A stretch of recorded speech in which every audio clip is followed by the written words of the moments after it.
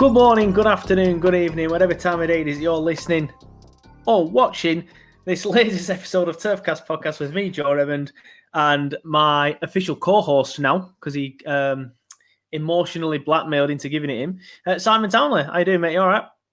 I'm very well, mate. I don't remember any of that, but I do remember the co-host offering, but thank you. How have you been, mate? I'm all right, thanks. I need to update my Twitter handle. Still says panelist. There you go. You definitely need to update your Twitter handle. I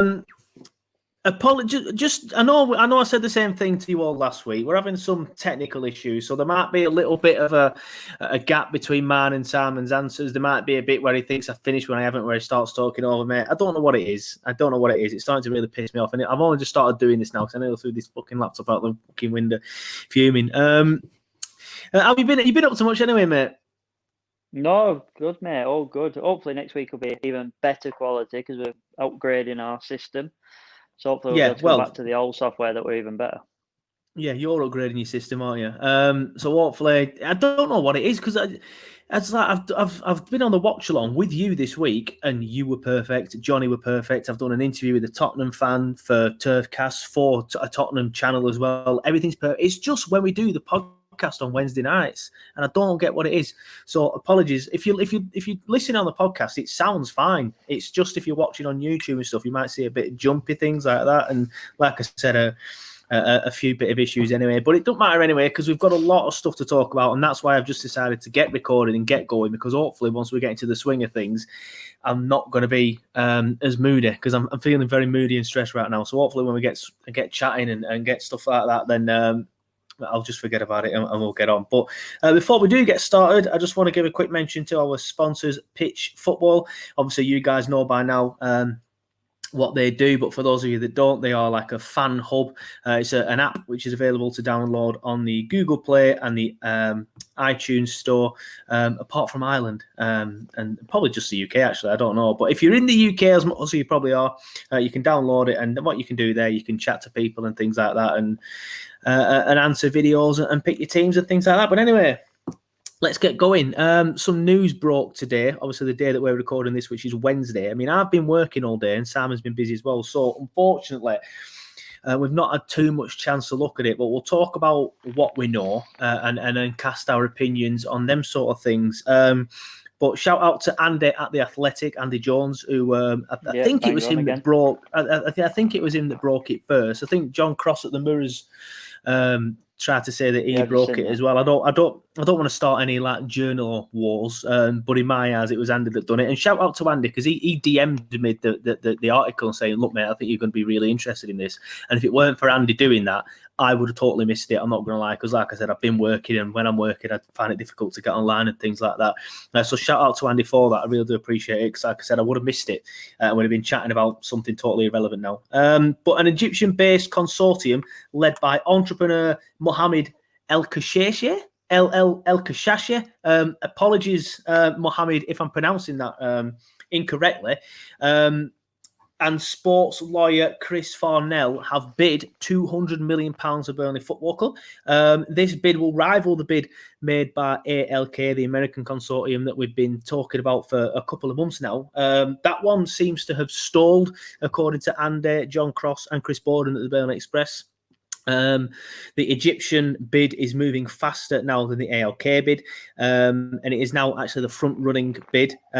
Contracts have actually been exchanged, according to Chris Borden at the Burnley Express, and the only obstacle now, again, according to Chris Borden at the Burnley Express, is the Premier League when they do their fit and proper persons test on, the people behind the bid. I'm not sure who the actual owner of the club will be. Obviously, Chris Farnell, who we'll get into a bit more. A lot of you'll know a lot about him after hearing this news. He's actually a lawyer, and what he does is he sort of like helps people take control of football clubs. But I think by doing that, he is then put on the board and things like that, and the man behind the scenes at the football club. So he won't actually be the owner, as far as I know. Again, apologies if I'm getting some of this wrong.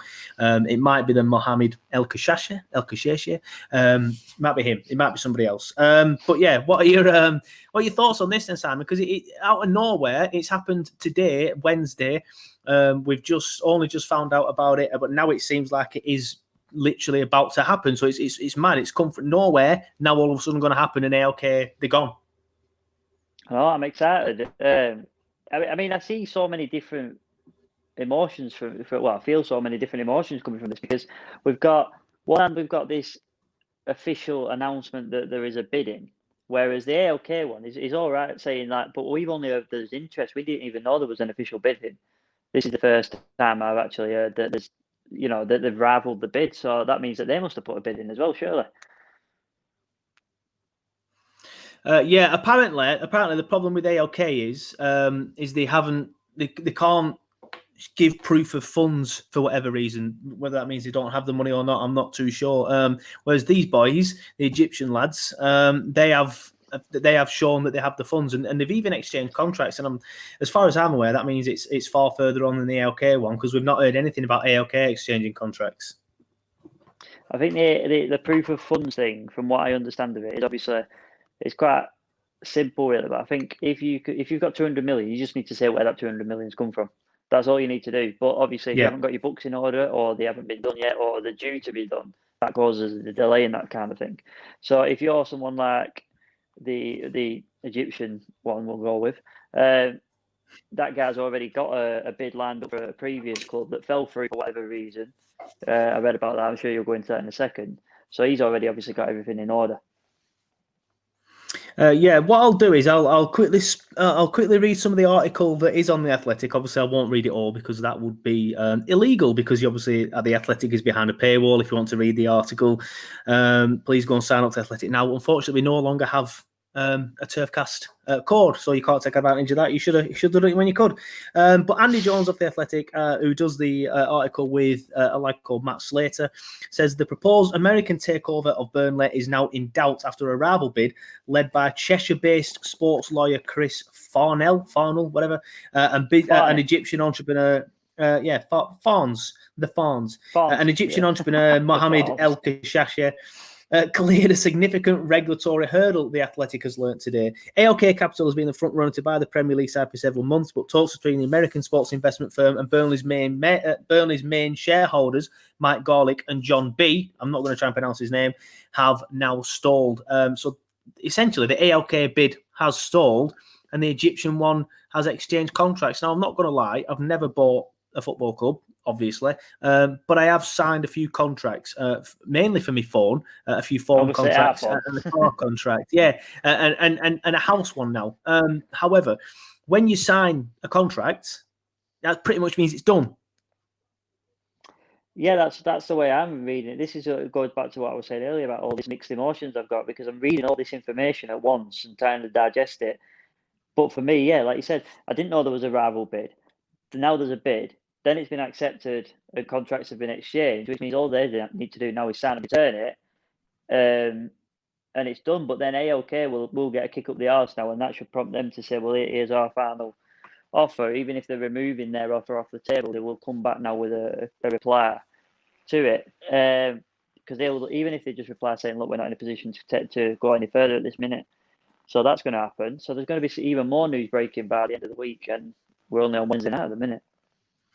Yeah, well, by the time this podcast is out, it could even be out of date. So apologies if that is the case. But we are still going to put it out because it's TurfCast Thursday. So, of course, we're going to put it out.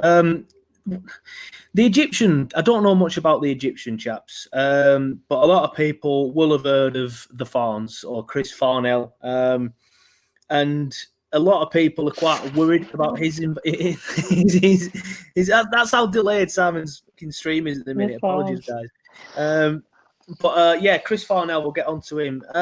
He's actually a lawyer, but he's got a bit of a checkered history, I think it's fair to say. And I'll just quickly read some stuff about him here at the minute. There's a website that a Charlton fan made. So obviously he's basically, just to give you a bit of a background story, obviously Charlton had all them issues, didn't they, for years.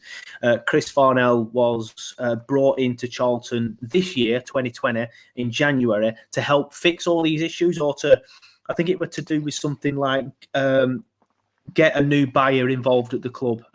He was then ushered out of Charlton. Charlton fans stormed his office and kicked off with him and things like that. And he was then banned from owning a football club or being involved in a purchase of a football club again. And he had his ban lifted, to my knowledge. Again, apologies if this is wrong. Today, as in Wednesday, the 28th of October, 2020. His ban has been lifted today, and he's wasted no fucking time whatsoever in just getting involved again straight away and trying to get involved with Burnley Football Club. Obviously, that doesn't bode well if he was banned and he's had his ban lifted today. But I'll just read you some of the stuff that's on this website. It's called the EFL.co.uk website. It's not the EFL website. It's like an angry EFL thing. They've even got a disclaimer at the bottom saying this has nothing to do with the EFL. Obviously, the EFL tried to sue him or did sue him. But this is about Chris Farnell, or the Farns. It says, having become a club lawyer at Bury FC shortly before their expulsion from the EFL, Chris Farnell is now in the same position at Charlton Athletic. Obviously, this was made in January 2020, but he's in the same position now with Burnley. So replace the word Charlton Athletic there to Burnley Football Club. Here's why Charlton fans, or in this case Burnley fans, should be concerned. So a little bit of background on the Fawns. In fact, I'm going to start giving him that nickname. It kind of like dehumanizes him a bit and makes him a bit like... I like it. Yeah. No, it makes him a bit like... Yeah, but it makes him a bit like he's like a nice... No, I'm not going to say he's not a nice person before anything, but he's got a bit of a, like I say, a checkered history. So I want to call him Mr. Farnell. Farnell, Bury, he was involved with Bury and Bendito. So Farnell has made a habit of trying to bring less than credible people to the forefront of football clubs. At Bury, Farnell tried to push Gustavo Bendito, a pastor and director of a tiny Christian football club based in Lewisham, as the man who was saved the club at Charlton. Both Tahoon and Nama and Paul Elliott were brought to the table by Farnell. So they're all like the questionable people that ended up basically making Bury extinct. He was then involved with Leeds United, and everyone will be aware of Massimo Cellino. He used to own Leeds United before Radrizzani, who owns Leeds United now. But in 2014, Farnell worked at Massimo Cellino as an advisor in the takeover of Leeds United. So again, it's exactly the same position as what he will be with the deal at Burnley Football Club. At the time, Massimo Cellino had 2 suspended convictions for fraud. Despite the takeover not becoming complete, Farnell called the then Leeds manager Brian McDermott and sacked him. So before the deal was even done, for some reason, unbeknown to anybody apart from Mr. Farnell, he rang the manager up and sacked him.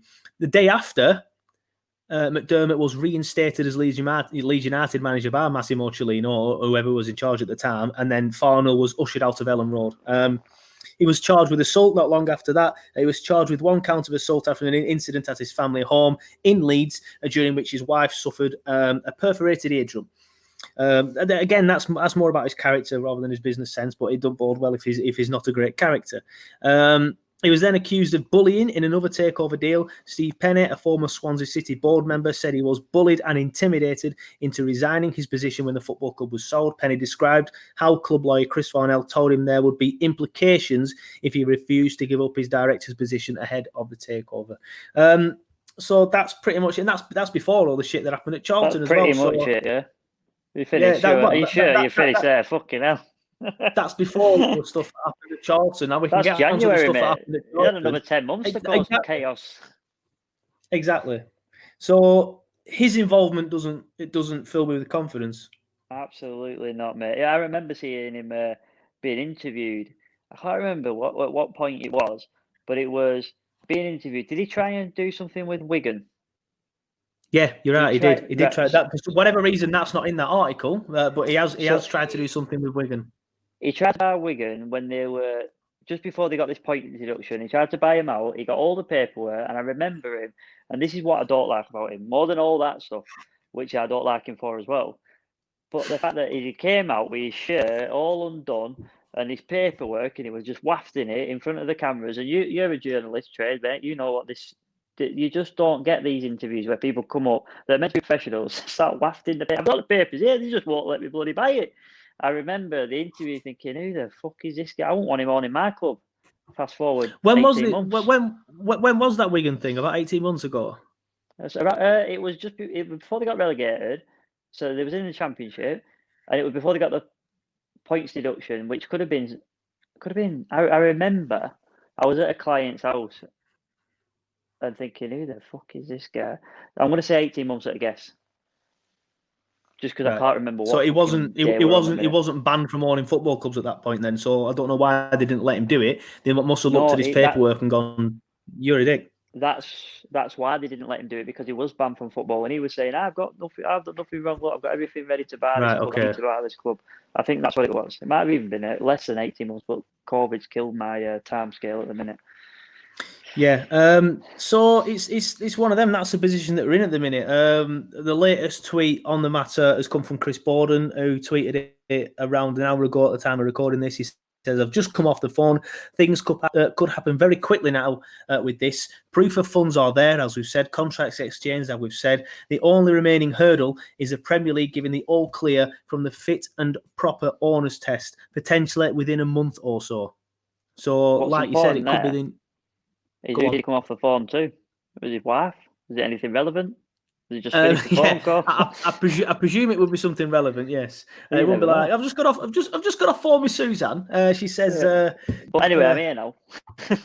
Yeah, but it's one of them. Like the majority of fans on Facebook and Twitter are a tad worried. But I'm going to go back to something I said to you before when we'll talk about AOK, because AOK got a lot of stick originally as well. I mean, the AOK don't have a background like this, to be fair. But I still, even though these guys are involved now, I still trust Mike Garlick to sell the club to the right people, especially because he wants to stay on as a board member. I just can't see him selling to someone that's going to ruin the club. I'm not so sure. I understand where you're coming from. I understand the logic in it. But it depends what his mindset is. Does he see a sinking ship? Does he see a profitable gain from this? Does he see, there's many things that he could say, 200 million. Yeah. He snatched their hand off, if what it looks like. My only sort of positive to take out of this is this guy, what do we call him? The Fonz or something? Mr. Farnell, no. Yeah, Mr. Farnell. He's only a middleman. He's just a peacemaker. He's the guy that comes in and builds bridges and gaps. So theoretically, he's an agent for buying clubs. It's just that the way that the legalities work in buying a club, you can't buy a club on behalf of somebody else. You have to be part of it. Yeah. I think the only problem is pretty much, I understand he's not going to own the club. I think I think a lot of people have got the wires crossed with that. But the problem is he pretty much everyone that he's worked with has been a less than reputable character. Look at Cellino at Leeds. He ended up doing all right at Cellino at Leeds, but he was a bit of a crazy bastard. Like little random stuff. Like he banned the number 17, for example, because it's bad luck in Italy or something like that. Just little mental stuff like that. And obviously, then there's a lad at Bure. Then there's a lad does that. Charlton. Does he? It might be the same sort of vibe. But yeah, it's that sort of thing. I don't want someone like that here doing shit like that. I don't want you to ban the number 23 because it's bad luck in Egypt or whatever. It's the same thing. I remember when Dave Jones went to Sheffield Wednesday and he got the number 3. Well, what the fuck you got number 3 for? You playing left back? But no, managers just pick your numbers. Chairman picks your numbers for you because it's good luck in his country to pick number 3. So he's giving me 3. Fair enough on that one. But it's like little stuff like that. Like I think Mr. Farnell, Barney. It doesn't work with. It tends to be somebody that if you have a criminal conviction or if you are a dodgy character or whatever, that you will go to him to help you buy a football club because maybe he's good at making a call, or maybe just me being playing devil's advocate here and thinking out loud is maybe he's good at helping people that are not fit and proper pass a legal fit and proper test from the Premier League. That's just me thinking out loud there, and maybe I've hit the nail on the head. Did he get Alex Ferguson off without drink driving? No, I do know the lawyer's name for that as well, but I can't remember it off the top of my head. But there is a certain lawyer that all the footballers go to. Pencil these names down. But that's pretty much it. Is what it is. It's only just happened today, so again, apologies. We don't. We're just two fans at the end of the day, trying to make sense of it, just like you lot are listening / watching to this. What we normally do on TurfCast is try and get the journalist on, or a journalist on that broke the news. But obviously, with it happening today and me being at work, Sam, and being busy. And I'm actually going away for a couple of nights tomorrow as well. I'm going to the wonderful world of Peppa Pig World. I can't wait for that. I'm taking my little boy to Peppa Pig World. So I can't actually do any podcast stuff. I could have got him on tomorrow and done a special episode, but I can't do that. So we are just two fans trying to make sense of it. Let's see what the fans think. See what their interpretations of it. Obviously, that's ours, but I don't think we're too far wrong from two heads putting together there. Yeah, fingers crossed. Let us know what you think in the comments below. If you're watching this as a premiere now on Facebook, or you're watching it on YouTube, or you're watching it on, listening on your podcast provider as well, just get in touch. Let us know what you're doing. Another thing I want to mention is we launched a new show this week. It's called Fan Reaction. The clue is in the name. Basically, big shout out to Neil, big shout out to Sam, big shout out to Kieran, and of course, last but not least, big shout out to Ben Livingston, who all came on the show and basically just chatted for 2-3 minutes to gave their verdict on obviously the Spurs game. We normally do the Spurs reaction first, but we just thought that the takeover was a bit big. However, the point that I'm going to make is, if you haven't already, please go and check that video out. The fans reacting to the Spurs game, but we want more people to be involved. I had around 8 people or something like that saying, "Oh yeah, we'll do it." For whatever reason, 4 of them didn't get around to doing it. For whatever reason, that's fine. But I do want sort of like a core group of fans that do it every single week, and then a selection of other fans that just want to do it here and there. Say, for example, they've got a strong opinion from that week or whatever, or they can't do it one week, but they can do it the next week. That's fine. So if you want to be on the next show, please get in touch. Just drop us a DM on Facebook or Twitter or whatever, or you can even email turfcastpodcast@gmail.com, and we'll go from there. I just want more people to do it. All you need is a phone, and that's it. You just film yourself recording on the phone, send it to me, and I'll do all the hard work. So yeah, please look out for that. And if you want to get involved, please do. But that brings us on nicely to the Spurs game reaction. Obviously lost 1-0 at home to Spurs again. It's another defeat. The 4th of the season out of 5 games now. Only 1 point on the board, but positive signs from the Spurs game. Yeah, mate. It's one of them games that a different situation, a different part of the season, you'd have just took that on the chin and forgotten about it by what was against Sunday, so by Monday, so you'd have forgotten about it by Tuesday. But unfortunately, the position we're in, we can't just let these things go. We have to analyse it, we have to critique it, and hope that we improve fast. But of the 11 players that were on there, you know what I mean? There was very little mistakes, very little errors. They switched off for 2 seconds, and it was one of the headers from Kane that he had no idea where that was going. That was not a flick on and a traditional assist that he's going to get for it. That was just to get your head on it and see what happens. And Son's obviously gone in. I'm not having that was like a training ground move. Tarky played fantastic, but like really good to see him back at it now. Obviously, I think that match fitness has come back. Longy played well. I think Longy did really well. 2 or 3 really good tackles. Lawton come back from injury. There's so many positives to take out of that game that you just got to try and now build on that and start getting these points because we need them. We need them fast. Yeah, I totally agree with that, and the point that you make about how you wouldn't have thought anything of it this time, like in February. We already had 30 points or even 25 points and still just a little bit above it. You'd think nothing of it, but the fact that we haven't got that win yet is the worrying thing. And I was going to say, even though we've played well, we've managed to dig it out. But the concern for me is we're just not scoring enough goals. Like, yes, we might look back to Burnley. We might look back to Burnley being Burnley. And we did. And we're a lot better. And I think anyone coming away from that game with a negative mindset on that particular game is looking at the rest of the season rather than looking at that particular game, which obviously you're entitled to because the rest of the season would be pretty shy. But I think the Newcastle and the Southampton performance especially, they look behind us now. And I think if we played Newcastle, for example, and played like we did against Tottenham, we'd have picked up 2 wins, but maybe 1 win against the Newcastle, one against Southampton is what I'm going to get onto. I think we'd have got a point at home against Southampton, but I think they're going to be a good side this season, whereas Newcastle, I think they're just going to be a similar side to last season, so we should have probably beat them, especially if we played like that. However, the point I'm making, goals. So what do we do? Up front? Because it's one of them, like it's... I love Woody and I think he gets a lot of stick, but he is a confidence player, and I'll say this at least once a season, and that's the problem with Chris Wood. If he's not scoring goals, it doesn't look like he's going to score any goals, and I think he's in one of them positions at the minute where it just doesn't look like he's going to score a goal.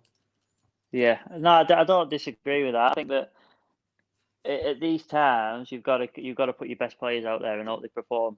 So I'm gonna hope that it does stick with that. The arguable question is, who is your best players? Is it J-Rod? Is it Barnes? Is it Vidra? Some people might even throw him into the equation.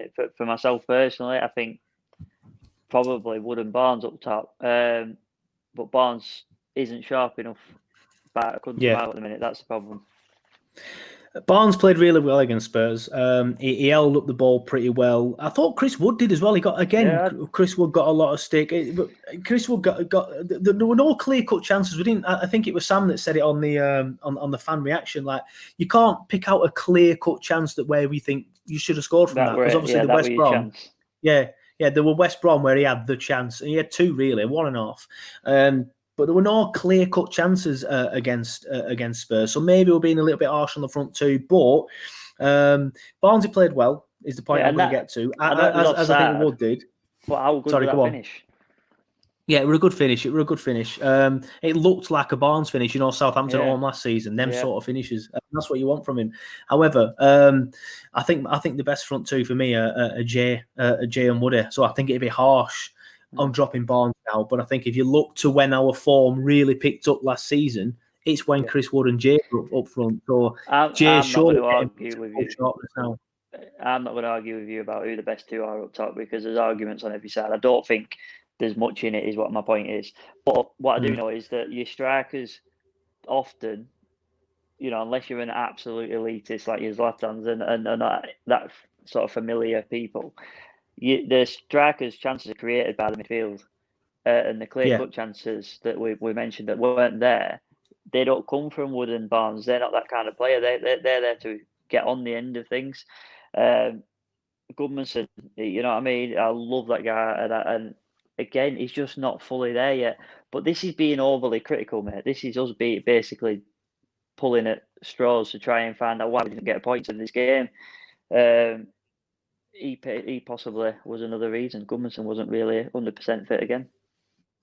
No, and we are getting back to a full contingent of players. It's good to see Goodmanson, I'm going to say, get a run of games, but he hasn't really had that much of a run of games. But that just shows how little he's played, because I've seen him play twice, and I'm like, oh yes, go on. He's back.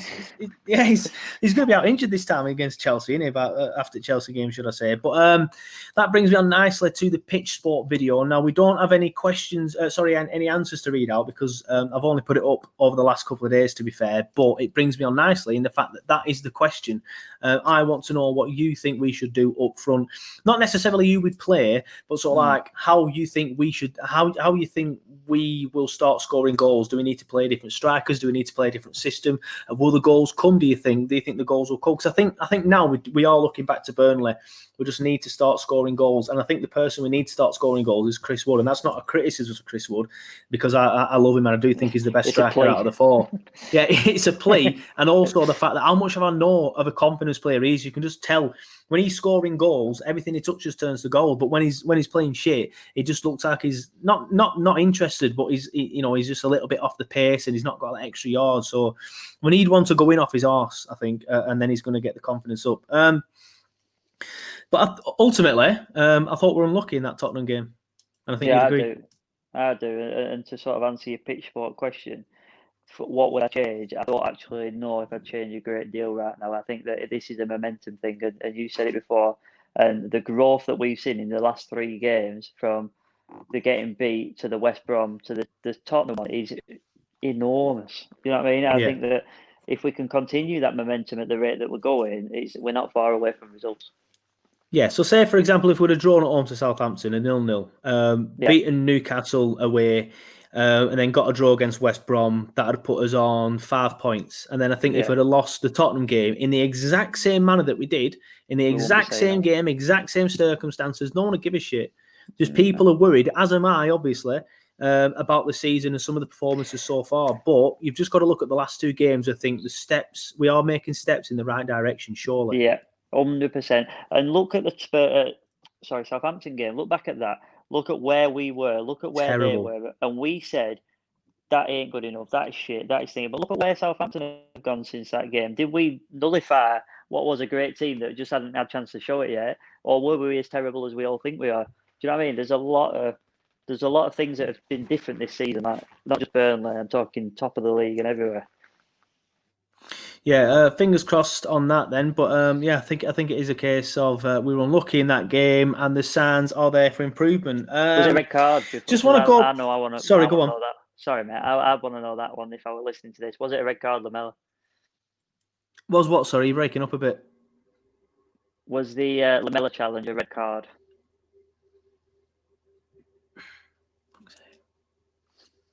Internet.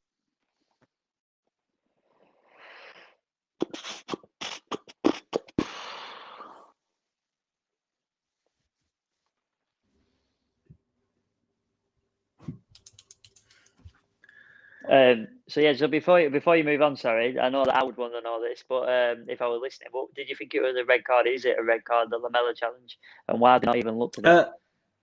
Lamella, I'm just trying to go off the top of my head. I don't think it were. If I remember rightly, I don't think it were red at the time. It needs to be. It's over the ball.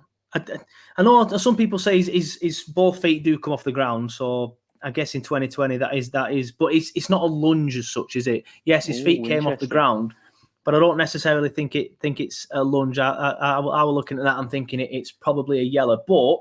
2 Burnley players are booked in that game, and you've seen that challenge from Lamella go unpunished, not even a yellow, and potentially could have even been a red. They should have even looked at it at least. However, they probably did look at it. Just don't tell us all the time anymore, do they? But it's one of them. What did you think of it? For me. I'm not going to quote the word. I'm not going to quote it word for word out of sort of the FA because I don't actually know it word for word. But for me, my interpretation of it is if you lose control of your body. Then it's a red card if you're making a challenge. If you're doing it when you lose and you haven't got control of your body, it's a red card. And for me, the way he's jumped into that, there's 2 feet off the floor, which for me is a red straight away because both studs are showing. And then secondly, look back to the challenge at Sheffield United made when he followed through with his studs. That was reckless and it injures players, mate. And for me, the aggression that was shown in that lunge is enough to be a red. I've seen less. I won't say less, but I've seen equal get sent off for that already this season. No, fair enough. Yeah, that's fair enough. I understand your point. Again, apologies. You might have seen a few jump cuts and shit if you're watching there on YouTube and Facebook. The internet has just done me dirty. So apologies for that. So we are going to start not wrapping up now, but getting there. I do quickly want to chat about Ben Mee because he played for the under-23s this week. So it's looking like Ben Mee's on his way back. Yeah, from my understanding, he's literally just got to tick a few boxes, play the under-23s for Sean Dyche, prove that he can do 90 minutes, and then he'll be back. Yeah, as far as I'd see it, it's a similar sort of thing. He's played for the under-23s this week, but he only played 70 minutes. Dyche wants to see him play 90 minutes. He won't play against Chelsea, but he could be playing against Brighton, which is the last game before the international break. And that's the game you want him back for. Yeah, if I'm going to choose between them two, I'd rest him for Chelsea, get back for Brighton, and then win that game. Because even if we get beat against Chelsea, everyone might be crying again. Get beat against Chelsea, put in a good solid performance again. Yeah, Blackburn fans might have the fun again. But then just turn it around. You beat Brighton, and you're probably pretty much there because it's so early in the season that if you get that one win, then you just take off from there. Really. Then after that, just looking at my calendar, it's still on October, isn't it? So I can't tell you. I haven't turned it over to November because it's not November yet. But after that, I think we've got some couple of favourable games. I can't remember again off the top of my head, so apologies if I am wrong. So you get the win against Brighton, and then hopefully you push on from there. Yep. Quickly have a look at the Chelsea preview. Again, me and Simon aren't going to look into it too much because what I like to do now is get an opposition fan on and do the pre-game show. However, I'm not promising that yet this week because I haven't actually been in touch with any Chelsea fans yet. And with me going to Peppa Pig World, I might struggle. However, Chelsea preview, it's going to be a tough one. However, they were in action tonight against... I don't know what the team would call that, Krabspor or something, Krasnopor, and I think they're Russian. I don't know. I've never heard of them anyway, so I don't know where they're from. I have heard of them. I just can't remember where they're from. But yeah, it's I've seen them playing. Russia. So they're from Russia. So they've flown to Russia. So hopefully, it's on Saturday as well, isn't it? This game 3:00. Yeah. Yeah, exactly. I thought it'd been on Sunday, so that could help us Saturday massively. 3:00. It's weird, that, isn't it? No, hopefully it'll help us dramatically. I mean, they've got 2 squads. I don't want to be the old cliche fucking pundit. They've got 2 squads. They've got enough depth to deal with these type of games, which they have, let's be fair. But They have. I mean, some of their players that aren't even getting games at the minute would walk into a lot of Premier League teams that can't even get off the bench, mate. They're unbelievable. Look at Ross Barkley, for example, what he's doing at Villa. So I am worried. I am sort of scorned from last season's Chelsea, even though we got that one. The Jay won the goal that game. Jay won the goal 4-0, I think, at that point, or 4-1. I think it got completely ignored all season because we got beat 4-1. No one wanted to talk about it. If we'd have got 1-0 up with that goal, it turned more erupted. Kane Elliott and all over match it day. But no, it's I'm still a bit scorned from that because what's his name now? Pulisic absolutely tore us to bits. It's the only thing he did all season as well, weren't it? The only thing he did all season. A big fan of him. I was a big fan of him before that game. I'm a big fan of him again. I think he's got to find his feet. Hopefully, he doesn't do it against us though, again. I was going to say he already has done. But it's one of the not had a great start of Chelsea. Just looking at the Premier League table, I thought they were a little bit higher up at the league table than what they actually are. They're currently sat in 10th. Teams like Southampton, Crystal Palace, Leeds United and Wolves are currently above them. Obviously, 2 of them we've already lost to in Southampton and Tottenham actually as well, and Leicester. So they're not uprooting any trees at the minute. And Lampard, I'm not going to say he's under pressure, but there's been a few sort of like whisperings of him not sort of being good enough as well. So that coupled with the trip to Russia this week, and then I think we're more likely to get points out of this than we are out of the Tottenham game. I'm more confident going into this game than I was going into the Tottenham game. However, I still don't think we'll probably win the match simply because of the position that we're in, and I've seen no real signs to suggest that we can upset a top 6 club. What your thoughts going on the game then, apart from that? When you look at it like that sense, I think it's maybe we can get a result. Do you think we can do it or what? I mean, it sounds silly when I keep repeating myself, but it's Turf Moor and Burnley on the day. There's no one we can't beat, and I keep saying it. And I know that against Spurs, I said it before that game, and we nearly did it. Do you know what I mean? It's not like we got beat properly for me.